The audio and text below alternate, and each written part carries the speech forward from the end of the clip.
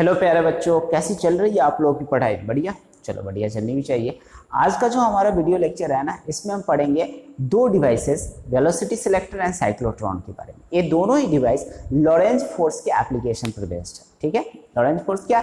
Electrostatic force and magnetic force के combination को Lorentz force बोला गया है। ठीक है, तो इन दोनों डिवाइसेस को एक ही करके क्लियर करेंगे। सबसे पहले तो वेलोसिटी सिलेक्टर किसे कहते हैं? देखो, वेलोसिटी सिलेक्टर क्या है? एक ऐसा डिवाइस है जिससे हम खास वेलोसिटी के चार्ज पार्टिकल को सिलेक्ट करते हैं। नाम से ही स्पष्ट है, वेलोसिटी सिलेक्टर मतलब खास प्रकार के वेलोसिटी के चार्ज पार्टिकल को हम क्या करेंगे? सिलेक्ट करेंगे। देखो यहां पर मैंने लिख रखा है इसमें, it is a device through which we find a charge particle of desired velocity. अपने डिजायर्ड वेलोसिटी का। अब इसका कहने का क्या मतलब होता है वो समझ लो।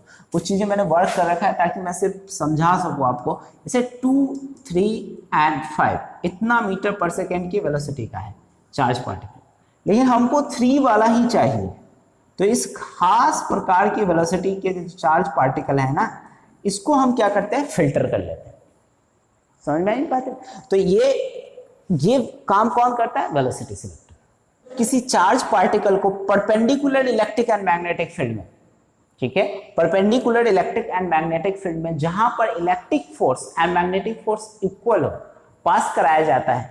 तो कुछ चार्ज पार्टिकल जो होते हैं जिनकी एक खास स्पेसिफिक वेलोसिटी होती है, वो स्ट्रेट लाइन पास कर जाती है। इस तरह से हम क्या करते हैं? किसी खास चार्ज पार्टिकल को सिलेक्ट कर लेते हैं, इसलिए हम इसको क्या कहते हैं? Velocity selector. लेकिन आपके अंदर बहुत सारे क्वेश्चंस होंगे। जैसे एक चार्ज पार्टिकल है, अब इसमें चार्ज पार्टिकल तो क्यों है, इसमें पॉजिटिव एंड नेगेटिव दो प्लेट्स रखे हुए हैं। ठीक है, अब ये जो P1 P2 जो मैंने लिखा हुआ है, P1 एंड P2 दो प्लेट्स हैं। अब इस प्लेट्स में क्या है कि ये तो पॉजिटिव चार्ज है और नेगेटिव चार्ज है। नीचे वाला जो है ना, नेगेटिव चार्ज है। तो पॉजिटिव से नेगेटिव क्या है? इलेक्ट्रिक फील्ड है। क्या है? इलेक्ट्रिक फील्ड है। और इसमें मैग्नेटिक फील्ड भी लगा हुआ है। एक क्रॉस जो साइन है वो क्या है? मैग्नेटिक फील्ड है। ठीक है, अब इसमें दोनों ही है, perpendicular electric field and magnetic field है। ओके, होगा क्या समझो। यहां पर एक बार तो मैं प्रिंसिपल रीड कर देता हूं, फिर और समझने में तुमको मजा आएगा। देखो, it works on the principle that when a charged particle passes through equal and opposite magnetic and electric field force, equal and opposite magnetic force, okay, then only certain charged particle passes in straight line through a perpendicular electric and magnetic field. perpendicular electric and magnetic field से एक certain charged particle ही पास होता है। ठीक है, यहां पर कहने का ये मतलब है, देखो तुमको प्रॉब्लम कहां हो रही होगी कि perpendicular electric force and magnetic force कहां है। देखो, पहले तो तुम इलेक्ट्रिक फोर्स को जज करो। ब्लू लाइन जो है ना, इलेक्ट्रिक फील्ड के डायरेक्शन को बता रहा है। तो फोर्स जो है, मान लो Q चार्ज पार्टिकल है, इसको तुम पास कराओगे तो इसकी टेंडेंसी क्या होगी? चार्ज पार्टिकल Q को नीचे की तरफ लाने की नहीं, चार्ज पार्टिकल जैसे ही जाएगा उसको क्या करेगा? नीचे की तरफ लाएगा। और दूसरा जो चार्ज पार्टिकल है, मतलब मैग्नेटिक फील्ड जो है, वो क्या करेगा? चार्ज पार्टिकल को ऊपर ले जाने की टेंडेंसी रखेगा। जैसे मान लो, सपोज करो ये मैग्नेटिक फील्ड का डायरेक्शन है, क्रॉस साइन क्या बताता है? मैग्नेटिक फील्ड को। तो ये जो है ना, ये फ्लेमिंग्स लेफ्ट हैंड रूल लगाओ लॉरेंज फोर्स के लिए, लॉरेंज मैग्नेटिक फोर्स के लिए। ओके, तो अगर इसमें देखोगे तो तुम ये जो है ना, ये तो वेलोसिटी का साइन इस डायरेक्शन में है, मतलब वेलोसिटी इधर की तरफ, मैग्नेटिक फील्ड अंदर की तरफ, तो फोर्स क्या लगेगा? ऊपर की तरफ। मतलब कहने का जो QE है ना, वो इलेक्ट्रोस्टैटिक फोर्स है और इलेक्ट्रोस्टैटिक फोर्स नीचे लग रहा है, तो मैग्नेटिक फोर्स का जो डायरेक्शन होगा क्या होगा? ऊपर की तरफ होगा। जब ये दोनों force, magnetic force and electric force equal हो जाते हैं, तब हमें मिलता है खास वेलोसिटी का चार्ज पार्टिकल। ओके, वो मैं वर्किंग थ्योरी में इसको एक्सप्लेन करूंगा। ठीक है, देखो जब भी कोई डिवाइस पढ़ते हैं तो सबसे पहले तो ये जानते हैं कि डिवाइस करता है क्या है, दूसरा कि उसका प्रिंसिपल क्या है, बहुत जरूरी चीज है, और तीसरी बात है कंस्ट्रक्शन क्या है, और उसके बाद उसकी वर्किंग एंड थ्योरी आती है। वर्किंग में तो काम कैसे करता है वो अभी एक्सप्लेन किया मैंने। तो perpendicular magnetic field and electric field रहता है तो फोर्स इक्वल एंड अपोजिट लगता है। ठीक है, और वो इक्वल एंड अपोजिट फोर्सेस जो होते हैं इक्वल एंड अपोजिट फोर्सेज जो होते हैं वो आपस में बैलेंस होते हैं, जिसकी वजह से एक खास वेलोसिटी का हमको चार्ज पार्टिकल मिलता है। ठीक है, तो ये चीज मैंने यहाँ पर आपको समझाया, अभी लिख देंगे नीचे। सबसे पहले ये समझ लीजिए कि कंस्ट्रक्शन क्या होता है। ठीक है, तो construction, a velocity selector consists of two slits S1 and S2 held parallel to each other। ये दो स्लिट्स है, ये स्लिट्स का मतलब whole, okay, S1 and S2 दो स्लिट्स है। मान लो हम दो कंडक्टर लिए और दोनों से यहाँ से चार्ज पार्टिकल पास करा रहे हैं, कॉलिमेट करने का आता है, मतलब एक लाइन में बना दे ऐसे। ठीक है, इस तरह के सिस्टम्स, इस तरह से डिवाइसेस से मान लो एक होल कर दिया और उससे लाइट पास कराते हैं ना, तो लाइट क्या होता है, आगे की तरफ बढ़ते जाता है। वैसे यहाँ चार्ज पार्टिकल है, ये चार्ज पार्टिकल यहाँ से, वैसे कंडक्टर है तो कोई चार्ज पार्टिकल इधर जाएगा तो एब्जॉर्बिंग है, एब्जॉर्ब कर लेगा, और बाकी सारे चार्ज पार्टिकल इधर की तरफ निकल जाएगा। ठीक है, आगे। और यहाँ पर कुछ चार्ज, यहाँ पर क्या है, एक प्लेट है जो पॉजिटिव है और नेगेटिव है। ये दोनों प्लेट से ना इलेक्ट्रिक फील्ड प्रोड्यूस होता है, और यहाँ पर एक मैग्नेट रखा गया है, इलेक्ट्रोमैग्नेट कह लो या फिर नेचुरल मैग्नेट, जो भी है, लेकिन इलेक्ट्रोमैग्नेट का ज्यादा इस्तेमाल होता है। इलेक्ट्रोमैग्नेट रखा गया है, और ये इलेक्ट्रोमैग्नेट क्या करता है कि परपेंडिकुलर मैग्नेटिक फील्ड जनरेट करता है। ठीक है, अब ये परपेंडिकुलर मैग्नेटिक फील्ड दिया और अंदर की तरफ है, इधर नॉर्थ पोल है और नीचे जो है ना साउथ पोल है, तो इसमें परपेंडिकुलर मैग्नेटिक फील्ड मिला है। क्लियर है, कोई दिक्कत? अब देखो, ये जब कोई दिक्कत नहीं तो आगे बढ़ो। अब ये perpendicular electric and magnetic field है, इससे जो फोर्स लगेगा उसका डायरेक्शन मैंने तुमको समझा दिया, इक्वल एंड अपोजिट लगेगा।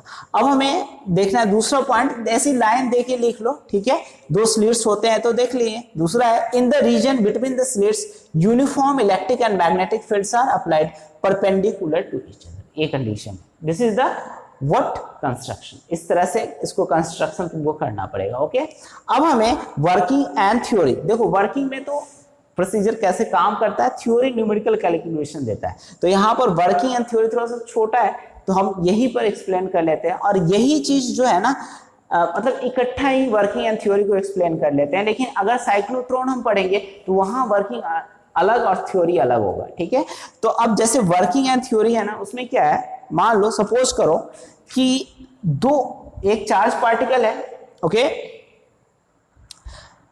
A charge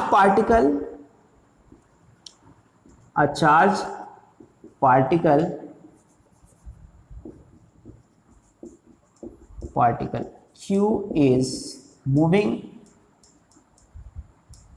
with velocity V in magnetic field। इसको हटा दो, सब तो समझाने के लिए लिखा था। in magnetic field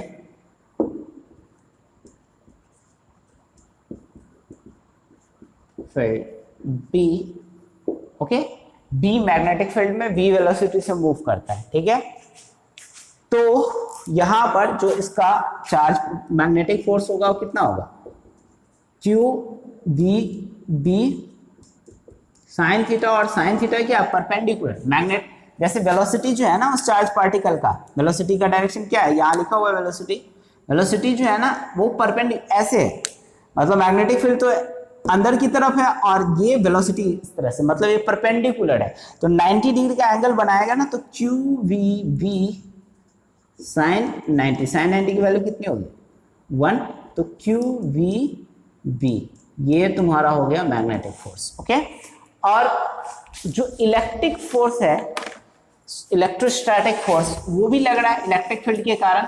तो इसको रफ करो फिर समझो उसको।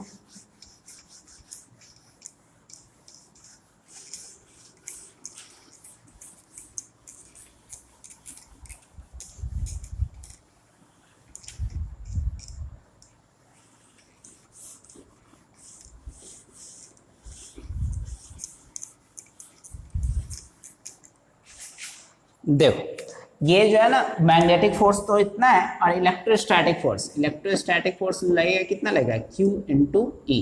अब इन दोनों को तुमको इक्वेट करना है, दोनों इक्वल एंड अपोजिट है, तो F M equal to F E, और एफ एम को लिख सकते हैं q v v equal to F E. Electrostatic force जो है वो Q इंटू ई है, तो क्यू क्यू तो कैंसिल हो जाएगा, वी वी इक्वल टू ई, और ये जो वेलोसिटी है ना वो क्या हो जाएगा, E upon B.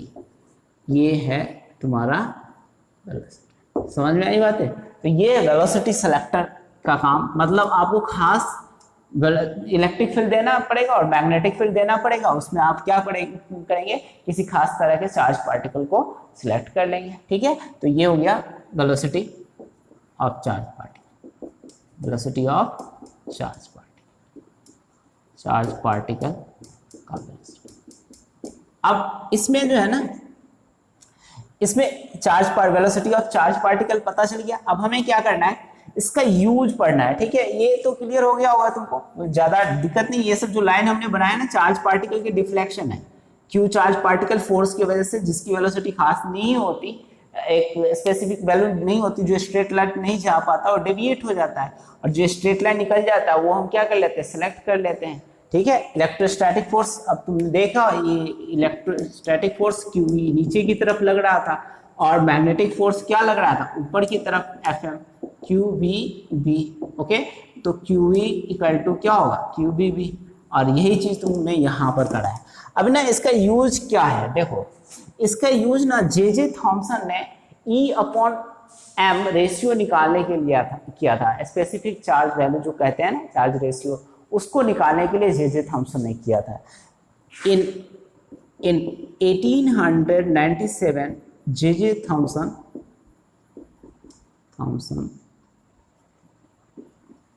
use this method to find E/m ratio, E/m ratio निकालने। This principle is used in mass spectrometer,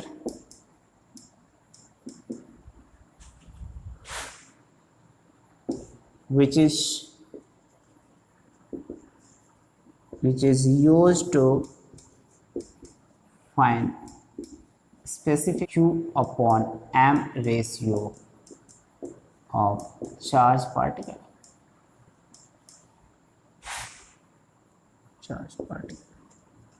यहाँ भी ये मास स्पेक्ट्रोमीटर में इस्तेमाल होता है, Q/m रेशियो निकालने के लिए इस्तेमाल करते हैं इसका ज्यादातर। ओके, तो ये है वेलोसिटी सिलेक्टर का काम। ओके।